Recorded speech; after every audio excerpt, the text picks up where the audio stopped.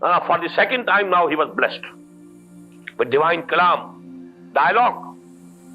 Then he dared to request Allah subhanahu wa ta'ala, Rabbi arini anzur ilayk. Oh Lord, let me see you also. The answer was, Lan tarani. You won't be able to see me. Walakin anzur ilal jabal. Just fix your gaze on that mountain. If that mountain can bear one tajalli from me, one illumination from me, then you can also think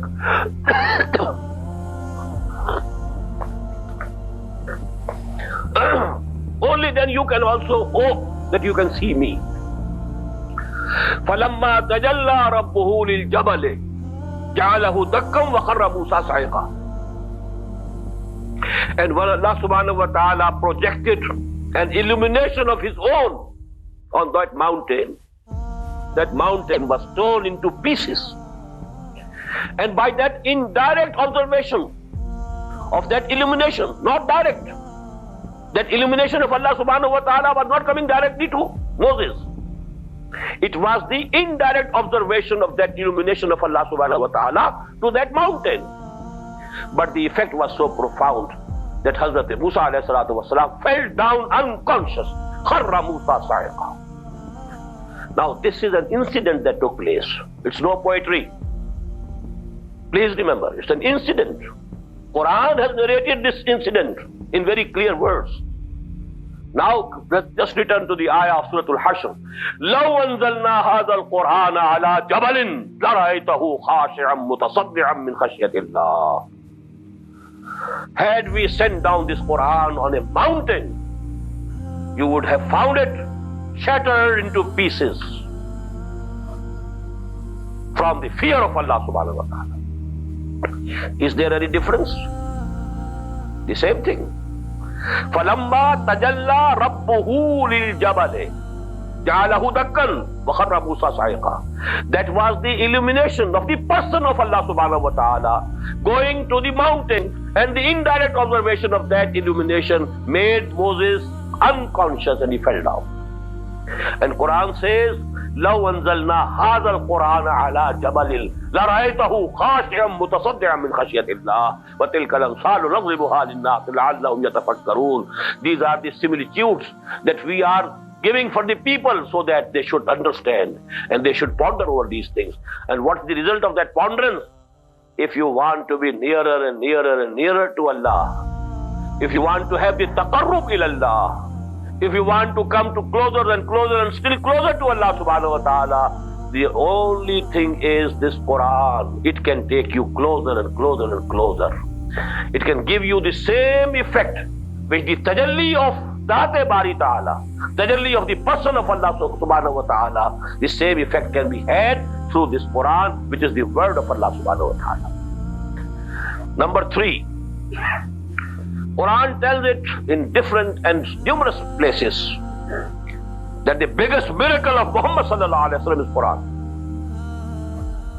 The proof that Muhammad was really sent by Allah subhanahu wa ta'ala. He was not a self-proclaimed prophet, false prophet, Allah. He was really appointed by Allah subhanahu wa ta'ala. What's the proof?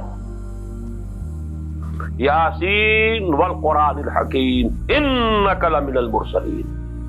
This Quran is the proof that you, O Muhammad sallallahu alaihi wasallam, you are really from those who have been sent by Allah subhanahu wa ta'ala. This is the proof. Qaf wal Quran al Majid.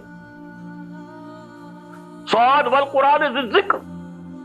Allah subhanahu wa ta'ala produces Quran as a witness, as a proof of the messengerhood of Muhammad sallallahu alaihi wasallam. And at several places Quran says, puts a direct challenge to the people. We find it in the very 3rd section of Surah Al-Baqarah, in the beginning. وَإِن كُنْتُمْ فِي رَيْبٍ مِّمَّا نَزَّلْنَا عَلَىٰ عَبْدِنَا فَأْتُوا بِسُورَةٍ مِّن مِّثْلِهِ وَادْعُوا شُهَدَاءَكُم مِّن دُونِ اللَّهِ إِن كُنتُمْ صَادِقِينَ وَإِن لَّمْ تَفْعَلُوا وَلَن تَفْعَلُوا فَاتَّقُوا النَّارَ الَّتِي وَقُودُهَا النَّاسُ وَالْحِجَارَةُ أُعِدَّتْ لِلْكَافِرِينَ. If you are in some doubt about the book that we have sent down to our Prophet Muhammad sallallahu alaihi wasallam.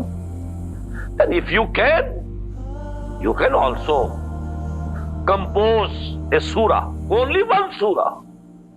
Fatu bi suratin min mislihi.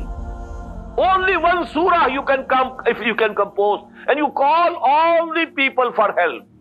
All your poets and all your khatibs and orators and all your adibs, all people, call them. Pool your talent and then produce even one single surah like the Surah Quran. فَإِن لَمْ تَفْعَلُوا وَلَنْ تَفْعَلُوا. And now if you can't do it, if you can't accept our challenge, and you will never be able to do it. This is the way the Quran says. فَإِن لَمْ تَفْعَلُوا وَلَنْ تَفْعَلُوا. You will never be able to do it. فَاتَّقُوا النَّارَ الَّتِي وَقُودُهَا النَّاسُ وَالْحِجَارَةُ. Then try to save yourself from the fire of hell. And you believe in this Quran. So this is the third thing about the glory of Quran. This is the biggest proof of the prophethood and messengerhood of Muhammad sallallahu alaihi wasallam. This is the biggest miracle of Muhammad sallallahu alaihi wasallam. And the fourth thing, this is the instrument of revolution of Muhammad sallallahu alaihi wasallam. He brought about that revolution through Quran. उतर कर हिरा से सुए कौम आया और एक नुस्खा कीमिया साथ लाया. This book changed people, changed individuals, changed their thinking, changed their attitudes, changed their, revolutionized their values. All the things were changed. Individuals were changed. And actually, if there is a real change in the inner personality of a person, that change will come from inside outwards. It will be a permanent change. If you force something from without, it will be a temporary change. It will remain only so long as the pressure is there.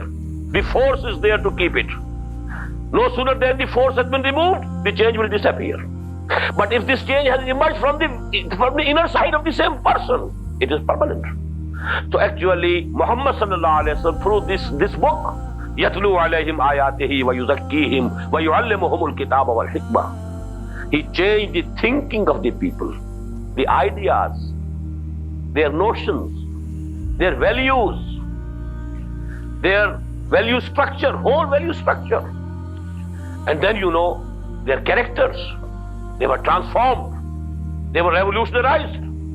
Then these individuals, they coalesced together, they joined together to produce a revolutionary party.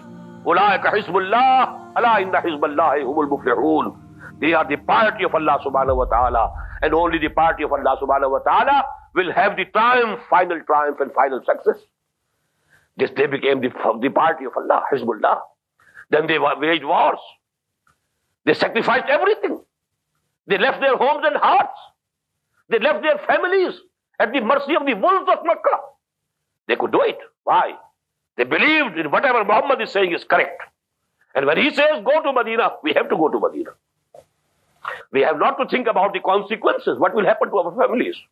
It is his command. وَمَا يَنْتِقُ عَنِ الْهَوَىٰ إِنْ هُوَ إِلَّا وَحْيٌ يُوحَىٰ. He doesn't say anything from his own mind, from his own nafs, from his own desires.